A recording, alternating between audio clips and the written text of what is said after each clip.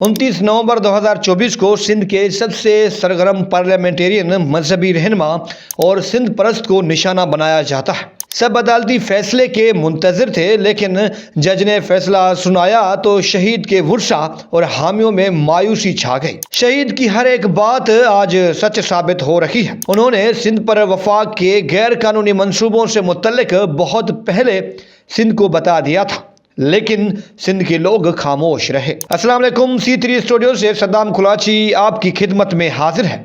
Video शुरू करने से पहले आपसे चैनल सब्सक्राइब करने की गुजारिश है। शहीद डॉक्टर खालिद महमूद सुमरो के मुकदमे का बिलाखिर फैसला आ गया है, लेकिन राशिद महमूद सुमरो ने जजमेंट को नाइंसाफी करार देते हुए पाकिस्तान की सबसे बड़ी अदालत जाने का ऐलान किया है। सखर की इंसदाद दहशतगर्दी अदालत के जज अब्दुर्रहमान काजी ने केस के हवाले से महफूज मुख्तसर फैसला सुनाया था। अदालत ने तमाम 6 मुल्ज़िमान को जुर्म साबित होने पर उम्र कैद और भारी जुर्माने की सजा सुना दी। मुल्ज़िमान में हनीफ भुट्टो, मुश्ताक महर, इल्ताफ जमाली, लुत्फ जमाली, सारंग तोतानी और दरिया खान जमाली शामिल हैं। तमाम मुल्ज़िमान 2024 से सेंट्रल जेल में कैद हैं। शहीद डॉक्टर खालिद महमूद सुमरो के बेटे राशिद महमूद सुमरो ने अदालती फैसला चैलेंज करने का ऐलान किया है। वो समझते हैं कि अदालत ने जो फैसला सुनाया है वो काफ़ी नहीं है। राशिद महमूद सुमरो के मुताबिक उन्हें अधूरा इंसाफ मिला है।